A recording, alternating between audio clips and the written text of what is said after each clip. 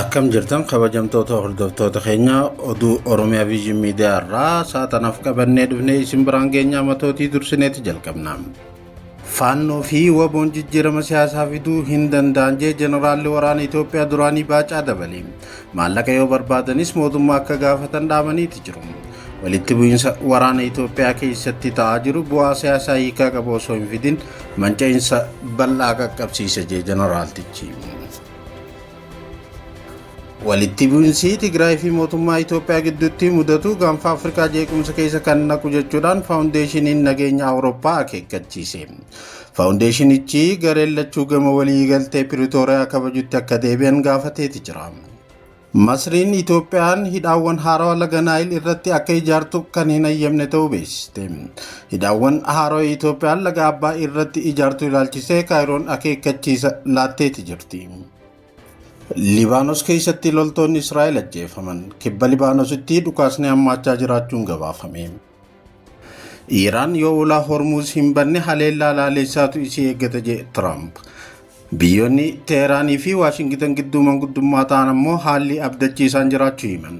Gatiin boba'aa addunyaa fooyya'insa guddaa agarsiise. Kanneen jaan matootii oduu har'aatii bal'inatti achi ce'ame.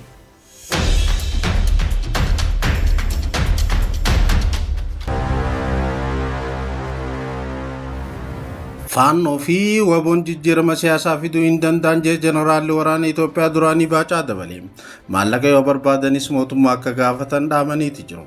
Walitti bu'iinsi waraanaa Itoophiyaa keessatti ta'aa jiru bu'aa siyaasaa hiikaa qabu osoo hin fidin manca'iinsa bal'aa qaqqabsiisa jaan Jeneraaltichi. Jeneraalli raayyaa ittisa biyyaa duraaniitii fi amma Keeniyaatti ambaasaaddara Itoophiyaa kan ta'an Baacaa Dabalee gareeleen hidhatanii Itoophiyaa keessa socho'an milishaa faannootii fi waraana bilisummaa Oromoo waboo dabalatee warreen qabsoo hidhannoo gaggeessaa jiran jijjiirama siyaasaa hiikaa qabu fiduu akka hin dandeenye ibsaniiti jiran. Walitti bu'iinsi biyyattii keessatti itti fufee jiru manca'iinsa dabalataa qofa kan geessisu ta'uu akeekkachiisan. Gaaffii fi deebii BBC waliin taasisaniin Baacaan walitti bu'iinsa waraanaa Itoophiyaa keessatti ta'aa jiru bu'aa siyaasaa hiikaa qabu osoo hin fidin manca'iinsa bal'aa dhaqqabsiisa ja'aniiti jiran. Walitti bu'iinsa naannolee Amaaraa fi Oromiyaa keessatti ta'aa jiru ilaalchisee yaada kan kennan Jeneraal Baacaa Dabalee milishaa faannootis ta'e waraanni bilisummaa Oromoo aangoo humna waraanaatiin qabachuuf dandeettii akka hin qabne falmaniiti jiru. Osoo 4 kiiloon banamee akka seenan affeeraman illee faannoos ta'ee shaneen hin seenan jechuudhaan jecha mootummaan Itoophiyaa yeroo baay'ee waraana bilisummaa Oromoo waamuuf itti fayyadamu shanee jedhame. Akkasumas ajajaa olaanoo faannoo Zammana Kaasee maqaa kaasuudhaan aangoo qabachuufis ta'e biyya bulchuudhaaf dandeettii akka hin qabne ibsaniiti jiru. Baacaan waraana keessatti injifataan dhugaa kan hin jirre ta'uu dubbachuudhaan lolli yeroo dheeraadhaaf turu uummata irratti miidhaa cimaa dhaqqabsiisuun malattis mootummaa akka dadhabsiisu ibsan. Jeneraal Baacaan turtii BBC waliin taasisan kana irratti gareeleen hidhatan kunneen fedhiin isaanii faayinaansii ittiin argachuuf yoo ta'e waraana dhaabuudhaan mootummaa irraa deeggarsa gaafachuu akka qaban eeraniiti jiru. Wanti isaan barbaadan qarshii yoo ta'e mootummaan ni kennaaf uummata dhiisuu qaban jedhe. Ajajaa waraanaa duraanii kun jeequmsi waraanaa kun yoo xumuramuu baate walitti bu'iinsi kun uummata Itoophiyaa fi biyyattii mancaasuu kan itti fufu yoo ta'u qaamoleen waraana keessaa tokkolleen kaayyoo siyaasaa dhaabbataatti akka hin geessine ibsan.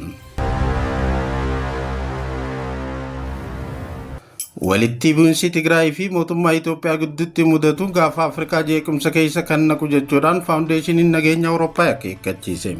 Faawundeeshinichi gareen lachuu gama waliigaltee Piriitooriyaa kabajutti akka deebi'an gaafateeti jira.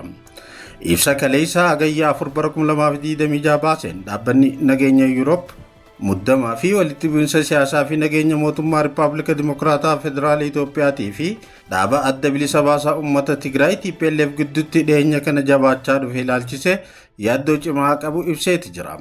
Gabaasni miidiyaalee naannoo fi idil addunyaa akka agarsiisanitti walitti dhufeenyi Finfinnee fi Maqalee gidduu jiru torbaanota dabran keessa dhoromaa dhufuu kan addeesse ibsichi kunis sochii waraanaatii fi carraa walitti bu'iinsa waraanaa haaromsuu daangaa Itoophiyaa fi Suudaan dhiyootti dabalatee yaaddoo uumaa jiraachuu deeme. Uummanni Tigraay amma reefu miidhaa cimaa walitti bu'iinsa waraanaan kololeessa bara 2020 uumame irraa qabsachaa jiraachuu kan hime faawundeeshiniin nageenya Awurooppaa wal waraansa hamaa lubbuu namoota lakkoofsa hin qabne galaafatee qabeenya guddaa mancaasee lammiilee miliyoonaan lakkaa'aman qe'eerraa buqqaasee fi gaanfa Afrikaatti rakkoo namoomaa guddaa dhaqqabsiise dhaabsisuu keessatti waliigalteen Piretooriyaa onkololeessa 2 bara 2022 mallatteeffame qooda guddaa gumaachuu yaadachiiseeti jira. Waliigaltee Piretooriyaa Itoophiyaaf carraa seena qabeessa walitti bu'iinsa xumuru amantaa waloo deebisanii ijaaruu fi gara araara biyyoolessaatii fi nageenya dhaabbataatti deemuuf gumaachee ture jedhe. Haa ta'u malee waldiddaa dhiyeenya kana raawwii isaatiin wal qabatee uumameen walitti bu'iinsa bulchiinsa yeroo naannoo Tigraay fi TPLF gidduu jiru dabalatee akkasumas shakkiin Maqalee fi Finfinnee gidduutti guddachaa jiru guddina waggoota dhiheenyaa keessatti milkaa'ee gaaga'ama keessa galchuu fi sodaachisaa jiraachuu addeesse ibsi kun. Waldiddaan siyaasaa waraanaan hin furamu kan jedhe faawundeeshiniin nageenya Awurooppaa gara walitti bu'iinsa waraanaatti deebi'uun nageenya qabsa'amee argame duubatti deebisa.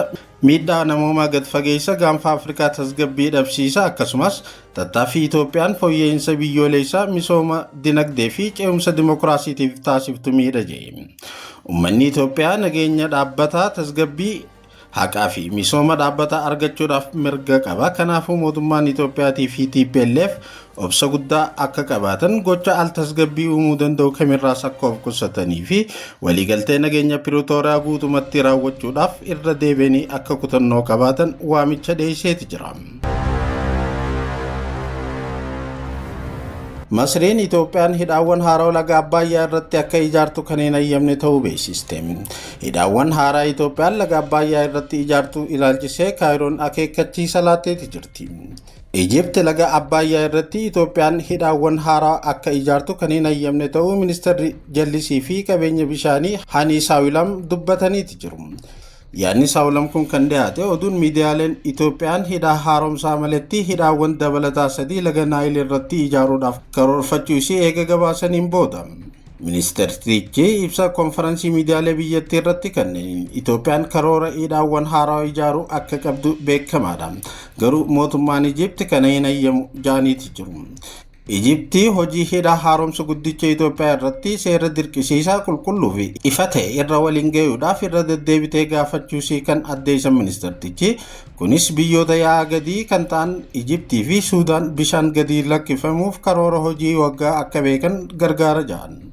Odoo odeeffannoon akkasii hin jiraatin hafuun Suudaan haala baay'ee rakkisaa keessa galcha kan jedhan ministeertichi. Hayyoonni Suudaan hammaa fi yeroo bishaan Itoophiyaa irraa gadi lakkifamuu ilaalchisee odeeffannoo sirrii malee hidhaawwan isaanii sirnaan hojjechiisuu yookaan kuusaa bishaanii bulchuu akka hin dandeenye godha jedhan. Haala akkasii keessatti gufannaa bulchiinsa bishaanii irratti uumamuuf Suudaan komatamuu hin qabdu kan jedhan ministeertichi. Itti gaafatamummaan kan Itoophiyaa ta'uu fi sababni isaatis odeeffannoo qooduu fi biyyoota yaa'aa gadii waliin qindoominaan hojjechuudhaaf sirna seeraan dirqisiisu fudhachuu waan diddeef ta'uu addeessan. Ministeertichi akka jedhanitti Ijipti waliigaltee seeraan dirqisiisu kan guutinsaa fi hojii hidhaa haaromsaa bulchuu bira ga'uudhaaf kutannoo kan qabdu ta'uu kunis waljijjiirraa odeeffannoo yeroo yeroon taasifamuun faayidaa qaamolee hundaa eeguu fi sodaa bulchiinsa qabeenya bishaanii waliin walqabatu hir'isuu akka ta'e himaniiti jiru. Yaada ministeera Ijipti kanaan walqabatee deebisaan Itoophiyaan ammatti kennite hin jiru. Ta'us garuu Itoophiyaan Ijipti seera gaafa kolonii akka ejjennootti qabattee fayyadamummaa biyyoota biraa waakkatti jechuudhaan yaada Ijipti fudhatama dhabsiisaati turte. Ijiptii fi Suudaan guutaminsa hojii hidhaa haaromsa guddaa Itoophiyaa kan ijaarsi isaa bara 2011 eegalee bara 2025 xumurame irratti Itoophiyaa waliin falmii dheeraa kaasaati turan. Kaayiroo fi Kaartuum piroojeektiin kun guutumatti hojii eegaluun dura waliigalteen seeraan dirqisiisu akka mallatteeffamu cimsanii gaafatanis Finfinneen garuu waliigalteen akkasii barbaachisaa miti kan jettuu fi hidhichi faayidaa biyyoota yaa'aa gadi kan hin miine ta'uu ibsaati turte. Falmiin kun marii waggaa 3f akka addaan citu kan taasise yoo ta'u, mariin bara 2023 deebi'ee eegalamus bara 2024tti deebi'ee addaan citeeti jira. Laga Naayil kan daangaa kiiloomeetira 6,650 yaa'u kana biyyoota 11 kanneen akka Burundii, Rwaandaa, Rippaabilika Dimokiraatawaa Koongoo, Keeniyaa, Ugaandaa, Tanzaaniyaa, Itoophiyaa, Eertiraa, Suudaan Kibbaa, Suudaanii fi Ijiptiitu waliin qooddata. Kana keessa bishaan dhibbeentaa 85 Itoophiyaa qofaatu maddisiisa. Gabaasni kan Anadooluuti. Libaanos keessatti loltoonni Israa'el ajjeefaman. Kibba Libaanositti dhukaasni hammaachaa jiraachuun gabaafameeti jira.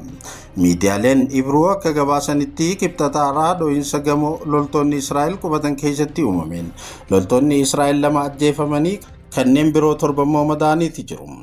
Sabaahimaan oduu Israa'el akka gabaasetti loltoonni ajjeefaman lamaan maaddee birgeedii 55ffaa kan turan yoo ta'u, mana raayyaa waraana Israa'el naannicha keessatti yeroo dheeraaf to'atanii turan keessatti dho'iinsa uumameen ajjeefame. Loltoonni biroo 7 manicha keessa turanis dho'iinsa kanaan miidhamaniiti jiru. Kibxataa dursuudhaan akka miidiyaaleen Ibruu gabaasanitti ganda kibba Libaanos Minjaal Zaawun keessatti boombiin lafa jalatti awwaalame dho'uudhaan loltoonni Israa'el hedduun madaa'aniiti jiru.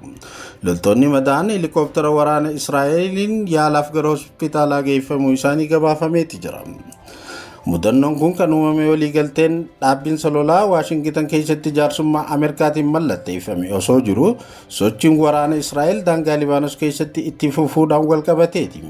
Waliigalteen dhaabbiinsa lolaa kun irra deddeebi'amee kan cabe yoo ta'u, kibba Libaanositti dhukaasni dho'iinsaa fi haleellaan itti fufaa akka jiru gabaafameeti jira.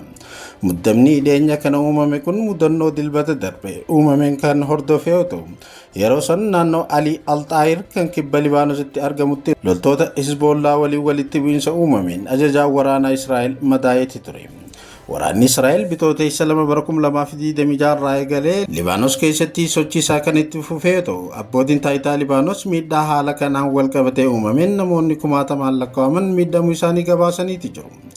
Raayyaan waraana Israa'el naannoo kibba Libaanos keessatti bakkeewwan hedduu iddoowwan waggoota dheeraaf to'annaa isaa jala turanii fi kanneen walitti bu'iinsa dhiyeenya kanaatiin qabaman dabalatee to'annaa isaa cimsuu kan itti fufee yoo ta'u, waraana ammaa kanaanis daangaa Libaanos keessatti gad fageenyaan bal'achaati jira. Iiraan yoo ulaa Hormuuz hin banne haleellaa laaleessaatu ishii eeggata jee Tiraamp. Biyyoonni Teeraanii fi Waashingitan gidduu manguddummaa ta'an immoo haalli abdachiisaan jiraachuu himan. Gatiin boba'aa addunyaa fooyya'insa guddaa agarsiiseeti jira. Iiraan wayita gatiin boba'aa gad bu'ee jiru kanatti yoo ulaa Hormuuz hin banne haleellaa laaleessaatu ishii eeggata jee Tiraamp. Doonaald Tiraamp dhiyootti dafee ulaan Hormuuz ni banama yookaan Iraan haleellaa laaleessaatu ishii eeggata jedhan. Waliigaltee biyyoota lamaan ilaalchisee abdii uumameen gatiin boba'aa torbee 3 keessatti isa duraanii irra sadarkaa olaanaan gad bu'eeti jira. Pireezidaantii Tiraamp dubbii kana Fox News irratti kan dubbatan ministeerri dhimma alaa Maarko Roobiyotii fi ministeerri maallaqaa Scott Bessent marii Iiraanii fi US irratti jijjiiramoonni mul'achuu dhufuu isaatiin torbee kana keessa carraan imala dooniiwwan daldalaa bakkatti deebi'uu ni jiraata erga jedhaniin booda. Gatiin boba'aa barmeeliidhaan kan ka'umsa gatii boba'aa addunyaa ta'ee dhibbeentaa 5 gad bu'ee $80tti gurguramaati jira. Kun danqaa dhiyeessii boba'aa salphachuu dhagahamuu booda waan uumamedha. Garuu milkii dhabuun marii nagaa biyyoota lamaan jidduu mudate gabaa boba'aa tasgabbii dhorke. Ajajni giddugoleessa US Centicom seensi ulaa Hormuuz gama kibbaa bilisa ta'uu fi dooniiwwan daldala gama qaama bishaanii addunyaa imaluuf fedhii qabaniif banaa ta'uu beeksise. Kibxata US lixa Texas keessatti gatiin boba'aa barmiilaan dhibbeentaa 5 gad bu'ee $76 ga'eeti jira. Gama kaaniin Qaataar jaarsummaan US fi Iraan bu'aa gaarii argamsiisaa jiraachuu ibsiteeti jirti. Qaataar tattaaffiin jaarsummaa US fi Iraan gidduutti waraanni akka dhaabbatuuf taasifamaa jiru bu'aa buusaa jiraachuu ibsite. Qaataar kana ibsuun booda gatiin boba'aa addunyaa saffisaan kan hir'ate jechuudhaan BBCtu gabaase. Egaa kabajamtoota hordoftoota keenya Oromiyaa Viijin Miidiyaa irraa oduun saatanaaf qabannee dhiyaanne kana fakkaatti. Warreen chaanaala kanaaf haaraa taatan Oromiyaa Viijin Miidiyaa sabiskiraayib godhuu hin dagatinaa. Oduu teenya asirratti xumurra.